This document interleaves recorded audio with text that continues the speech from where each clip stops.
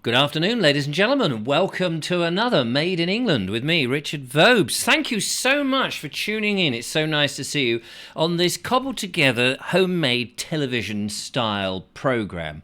A magazine that flops into your lap and makes you go, never knew any of that. Yes, maybe you did. Maybe you knew all of it. Maybe it's all a load of old rubbish. It could well be. It came out of my mouth, so it must be a bit of nonsense. But we call it Made in England.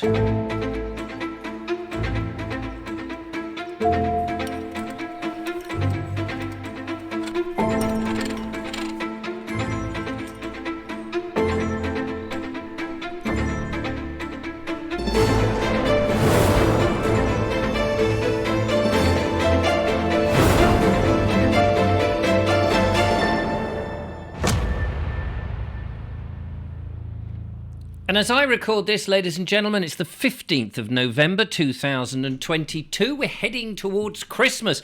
Oh, it's going to be an exciting Christmas, isn't it? After all the train drivers are going on strike, the nurses are threatening to go on strike.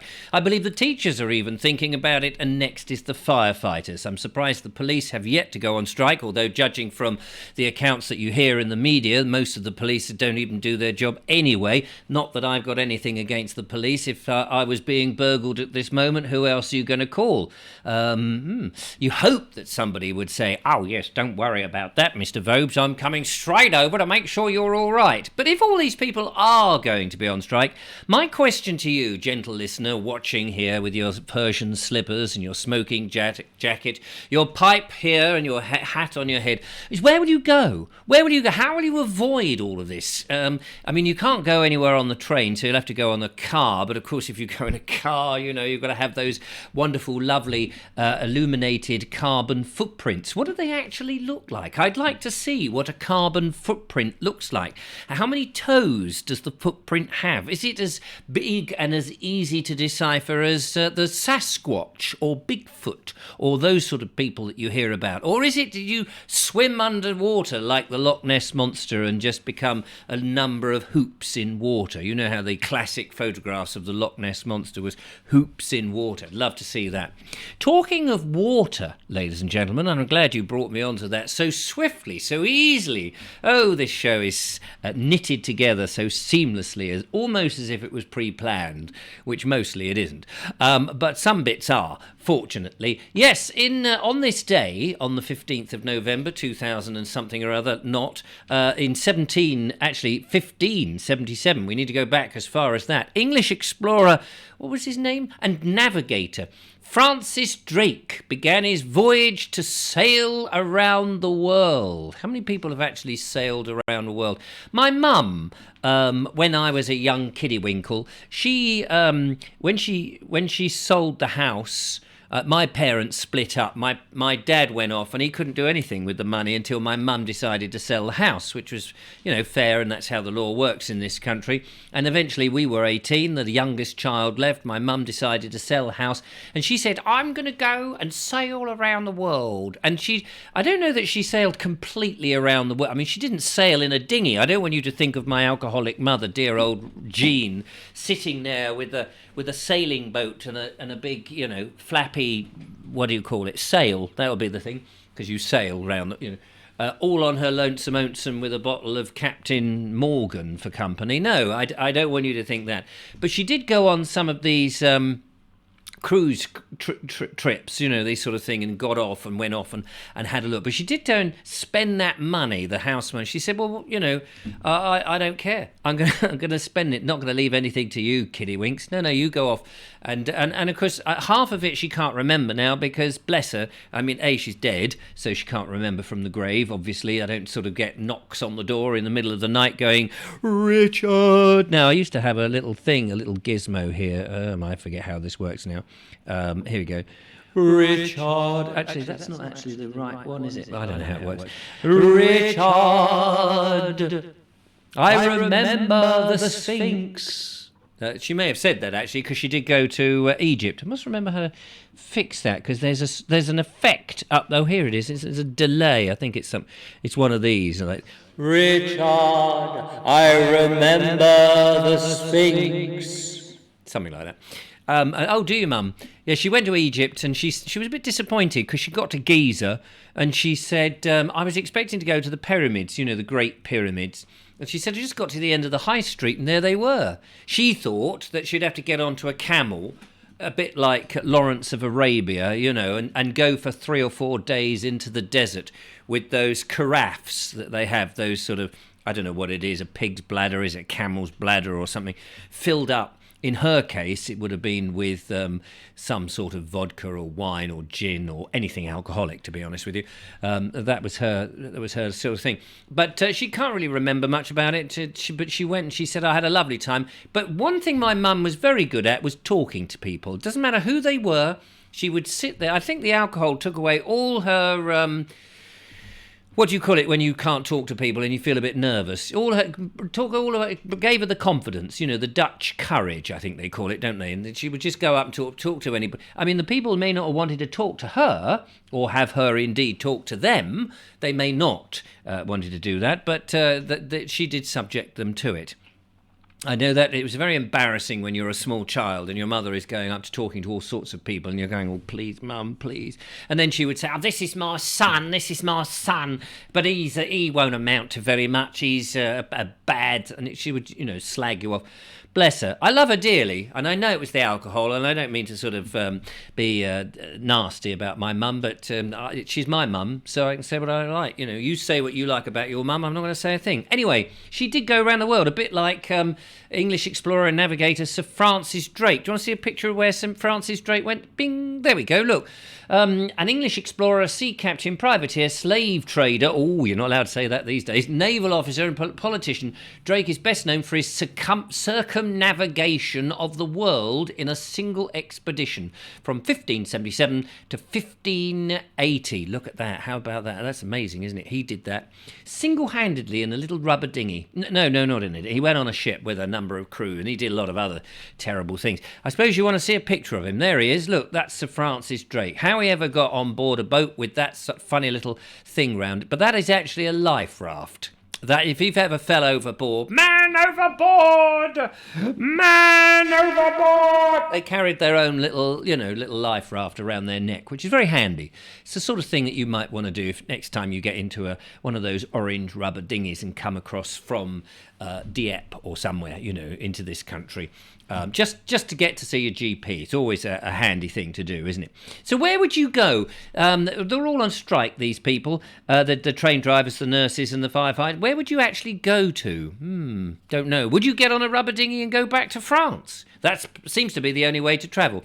Anyway, that was Drake. Apparently in 1899, on this day in history, Winston Churchill...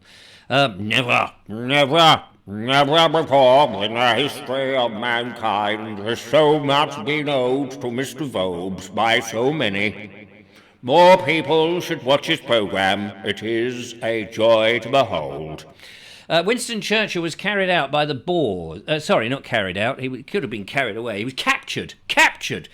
Can you imagine? I say, never before has Winston Churchill did you mind? Oh, no, titter me not. No, not Frankie Howard. Churchill was captured by the Boers while covering the war as a reporter. Say that again. Another drop of gin. For the Morning Post, he escaped, however, a few weeks later. I'm bored with you. In the Boer War, I imagine that was. In 1922, Children's Hour was first broadcast on the radio. Oh, do you remember Children's Hour? Do you remember that? It established a tradition of drama and storytelling and built up a devoted audience of over 3 million at its peak. Lovely. Are you sitting comfortably? Then I shall begin. Oh, I remember sitting there by the wireless, listening to whoever it was who read these stories. Rupert Bear and his friend Johnny the Wigwag. They had a lovely time prancing about in the sailors' dormitory with all the sailors. Oh, hello, nice to see you. Got a whoopstacky liqueur handy? All that kind of malarkey. Back in the day when you could say all that sort of... You can't say it now, of course. You would never catch me saying that, of course. It would be absolutely castigated. But yes, I remember that. Children's Hour. It sort of impressed me so much I wrote my own children's books, don't you know? Yes, I did. I published them myself. Bit of vanity publishing there, ladies and gentlemen. Nobody bought them. They thought there was a load of old rubbish. Never mind. I've still got tons. If you would like one of my children's books, just let me know and you'll get a wedge of them sent to you in the post. Send me an email, richard@vobes.com. I used to get my daughter. I'm going to find the jingle where my daughter goes... Send an email to richard@vobes.com. I will find that, and I will make up a little, visual jingle. I think that would be quite fun for the show, of course. Why not? In 1932, the birth of Petulia Clark, singer, actress, and composer with a career spanning seven decades. If you are lonely, hang on, I have to get this. If you are lonely and feeling lonely, you can always go downtown. La la la la la la la la la la la la la la. Oh, it's all good fun, wasn't it? Back in the day, I don't know whether Petulia Clark is still around. It'd be a shame if she's not. But she'd be very old, of course. She'd be the same age as my father, really. My father was born in 1932. I wonder if they knew each other. They could have done. They were born in the same year, same country. They may well have. I don't know whether she was born in this country, actually. She may have been. I'm afraid the amount of actual research that's gone into this show is as minimum as the number of audiences watching it. And in 2002... Oh, this is happy memories for everybody here. 2002, Moore's murderer Myra Hindley, the woman who became to personify evil, died in prison aged 60. And apparently, I heard only this morning from good old Sean James Cameron that he was in Manchester at the time and he heard that they had street parties to mark her passing. She didn't pass on, she didn't pass over or pass out. She died in prison, just where she should have done. And I spent a few moments this morning when I was looking at it, realised that, however many years ago that was, not that long ago, 20 years ago, and that these crimes took place in 1963 and between 1963 and 1965. And was it 5 victims? Something like that. And, really depressing when you read it, just even on Wikipedia, and you read about these awful, god-awful people, and you can't help yourself. Somebody like that. I mean, I'm not a violent person, Mr. Faulty, but you do want to grab hold of a spike of some description and just take out their bloody eyes. Sorry, I got myself a little bit worked up. But how anyone can do that to children, or anybody else, really, although, of course, killing... it was just awful. And then apparently she said she sells seashells on the seashore. No, she didn't say that. She said that she would rather have been hanged. Well, sometimes I think the death penalty for certain people should come back in some respects. I know people disagree. Don't all pile up on me. But in her case, it was good that she suffered it in prison. For the suffering, she took away her life. And those poor kids would never, ever... I mean, it was just awful. And for the parents and the friends and the family, just as, I'm not saying it's as bad, but really, really sad, really sad. We need to cheer ourselves up, ladies and gentlemen. We need to cheer ourselves up. I'm sorry, bad things do happen in history and we can't bear it any longer. So, what we're going to do is we're going to take ourselves down into the video box where the lovely Julia came in earlier this morning. She always cheers me up because she's so beautiful and lovely. And she said, I'm going to get out a musical instrument and I shall tell you a little bit more about it. So we're going to carry on with our little story of the lovely Julia and her musical escapades. It's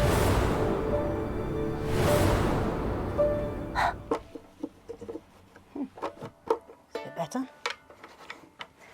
I thought I'd talk a bit more about my mandolin today, because that's a fairly big part of the story on why I settled on the ukulele in the end. Not that I'm not going back to the mandolin, of course. Just the ukulele is a tool on the way to achieving getting some sort of mastering the mandolin somehow, because it's very, very difficult to do. Well, some people might say it's not very difficult, but I say it is. Not to mention not least of all rather, because of the double strings, and the nature of which, because they're metal strings, you really need a thick plectrum. You can't, you could pluck, you're going to savage your fingers rapidly doing that, but it's been a while. But she sounds good, she sounds all right.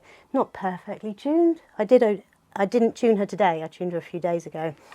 Don't mind me calling her, you know, anthropomorphism at its best. But yeah, as you can see, I've got a selection of different plectrums and things. I don't know why I picked that one up. It's an interesting one. It's one that goes on your thumb, like this, so that you can, and it allows you, because you can use other finger plectrums as well to kind of pick and pluck. That's right, just remembered that. Well done me. But this was one of my favourite ones. It's quite ergonomic. It's got a little dip in the finger hold there, and it's very thick, so you get a good twang as such on the strings.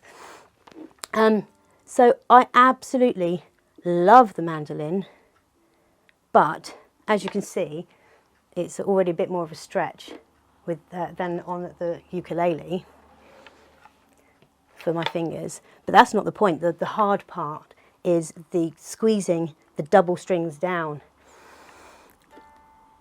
which leaves you with some very big dips in your fingers until you harden them with calluses. The more you play, the more you practice, just a little bit every day, you build that up. But because it was the first one I was really trying to get into, yes, I tried with the violin, but I never really picked up a flow with it or the recorder until I'd started playing this.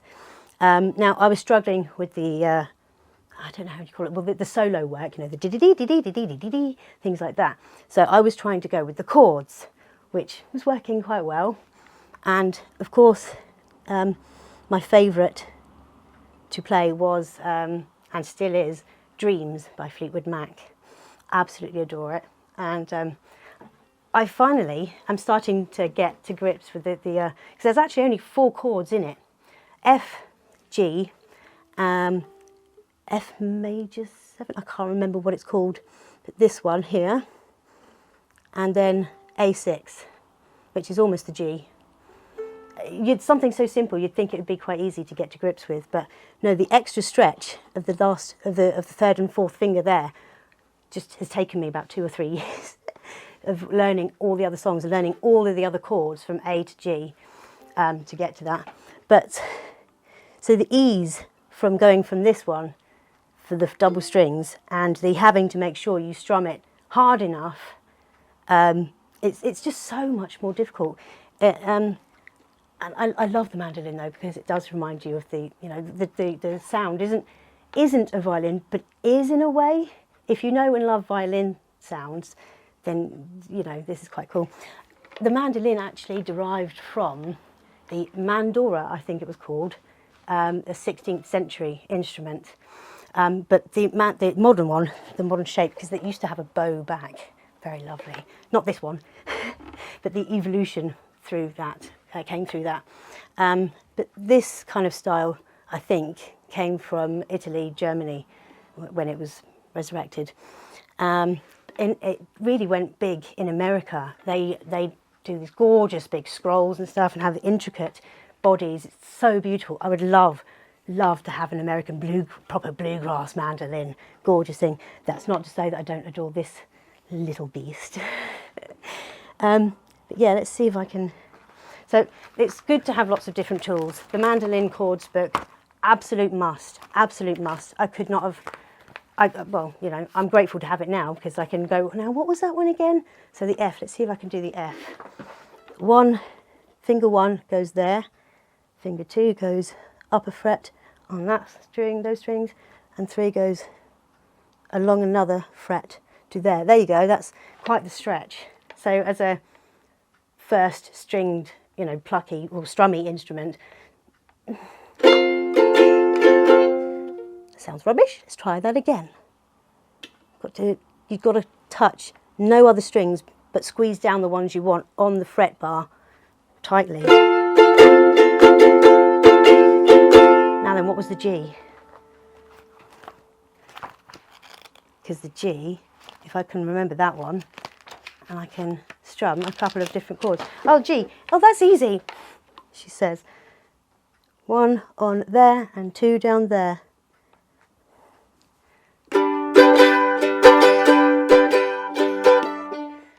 So focusing on all of the finger control and finger muscle memory meant that I had less time to try and get to grips with the strumming. So that's where I didn't get very far lifting off the ground with this. I look forward to going back to her though, but that led me to this baby. I'll talk more about her next time. Ciao for now.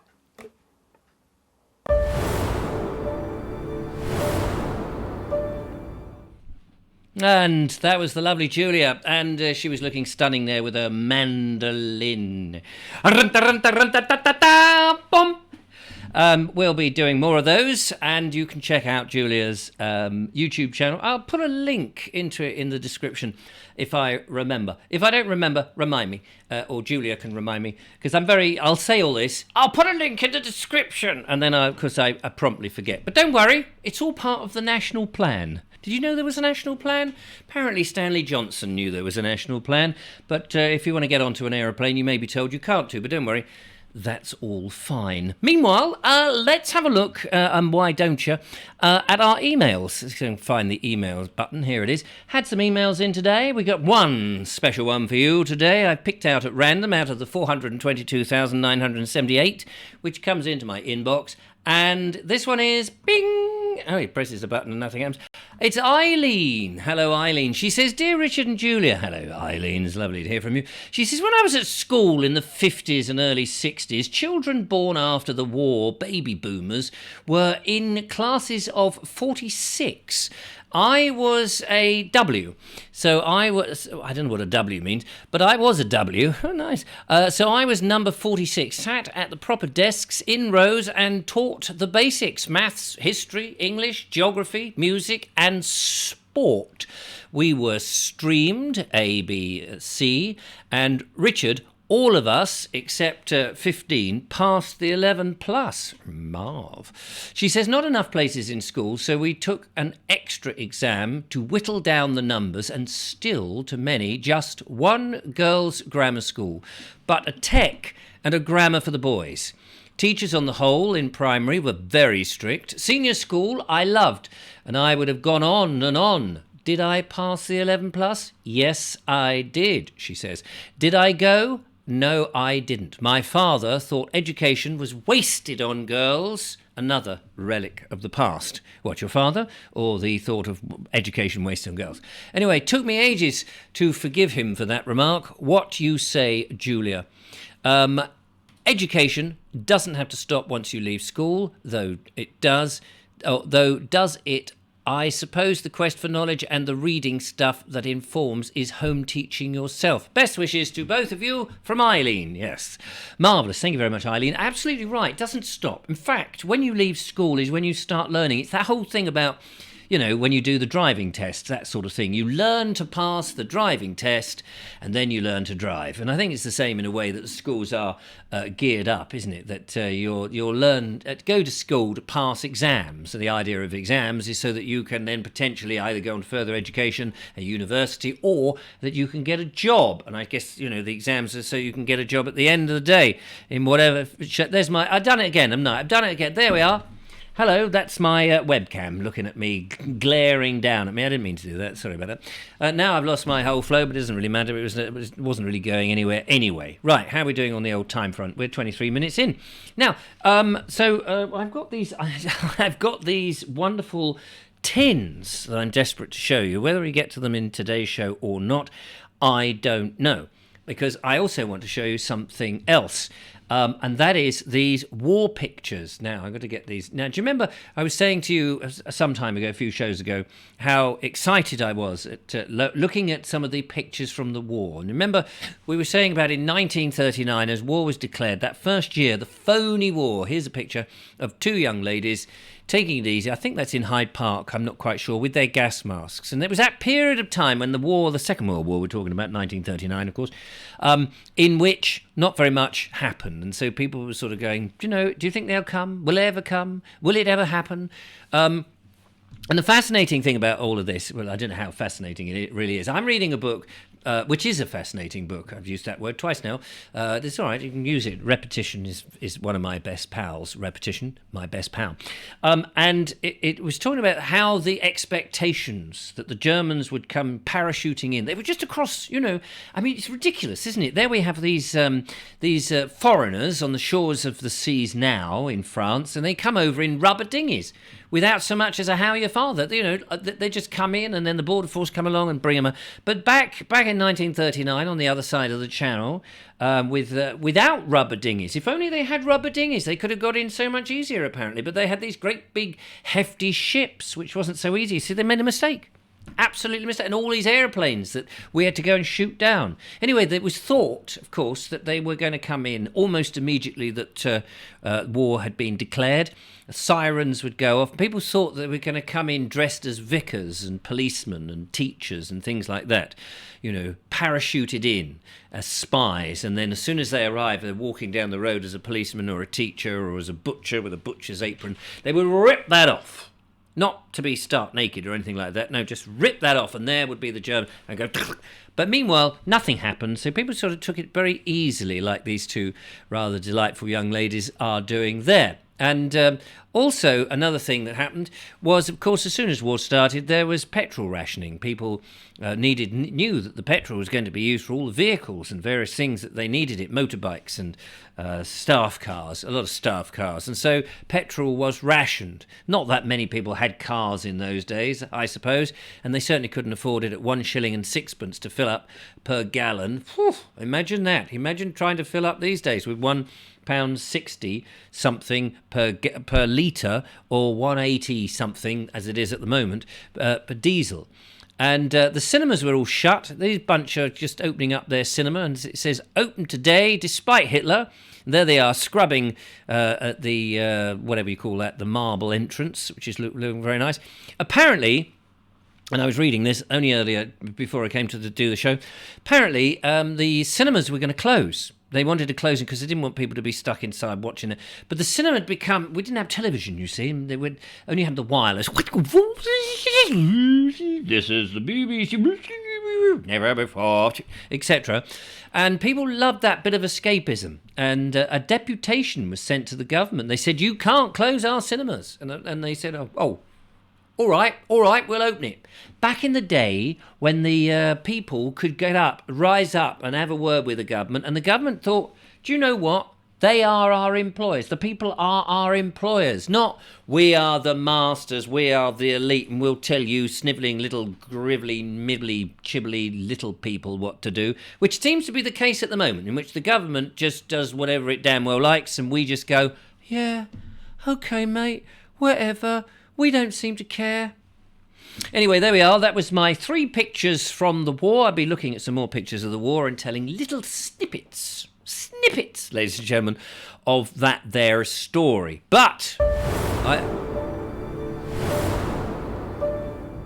I didn't mean to press that. But I have another little question for you. Down in the kitchen,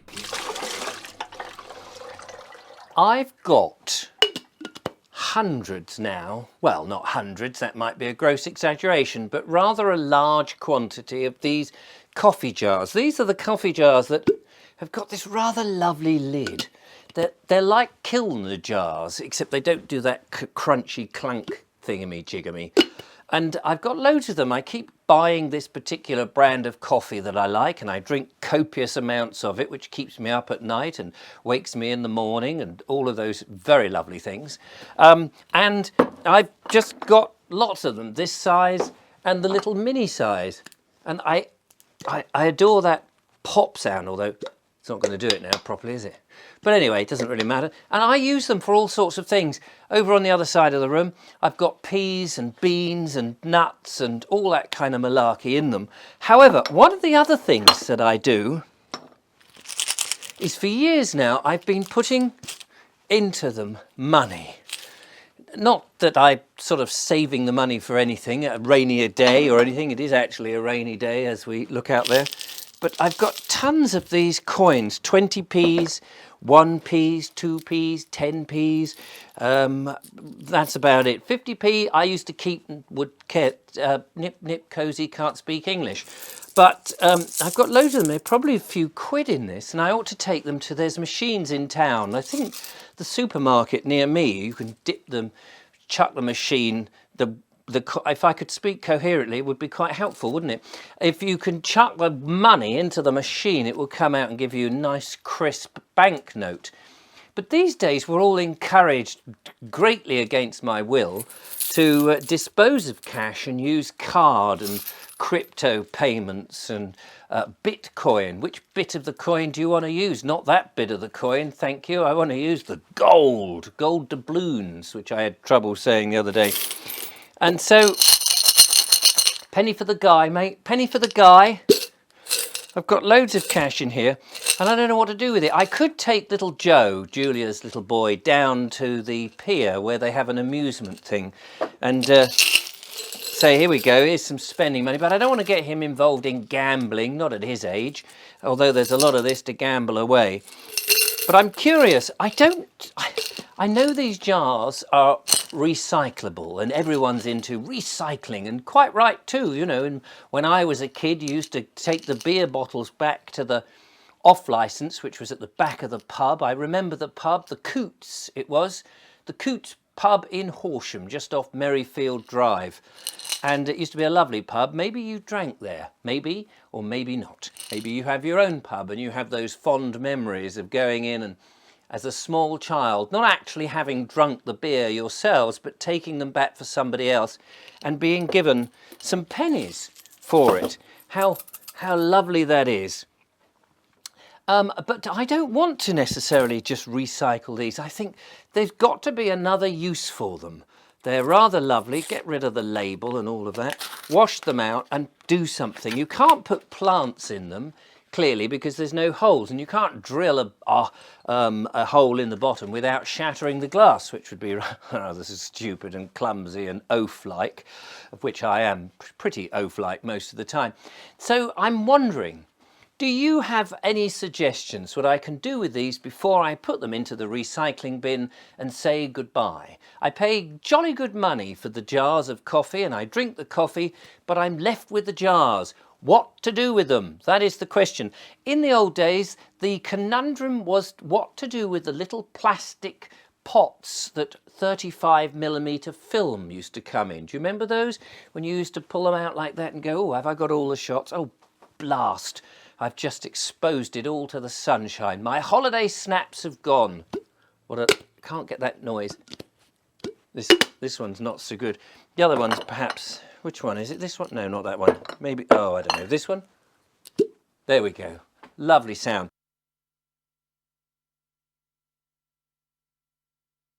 But what can I do with it? That's the conundrum I'm setting you. I could, of course, use it as a strange, weird sort of lens and look down the lens at you, which I shall do now. Ooh. Stop that. Sorry about that slight pause just there. If you notice a slight pause, it's because I pressed this.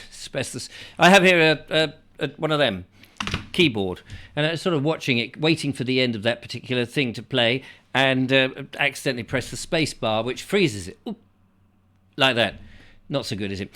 This is Mickey Mouse Television at its best, ladies and gentlemen. If you've enjoyed the show, do send me an email. Tell me if you know what to do with glass jars. I'd love to hear about that. If you've ever strangled anybody like the evil Myra Hindley, don't tell me about it. I don't want to know. Get in touch with the police and confess up. If you have anything you would like to add, or you've got things that you think we'd be interested to do on this show, it is a completely and utterly mad show at the end of the day. We try to sort of cheer you up and keep things fun and thrill spills. If you want to be depressed and down in the dump, listen to the nakedenglishman.co.uk, which is my behind the scenes podcast. But more from me later on in the week. I hope you've had a lovely time. But from us, I've got to press all the irrelevant right buttons here and see if we can get back. From me, thank you for watching. Take care, look after yourselves, and toodle pip. Oh, this thing, why doesn't it work? Press that one. And toodle pip. Toodle, jolly well, pip.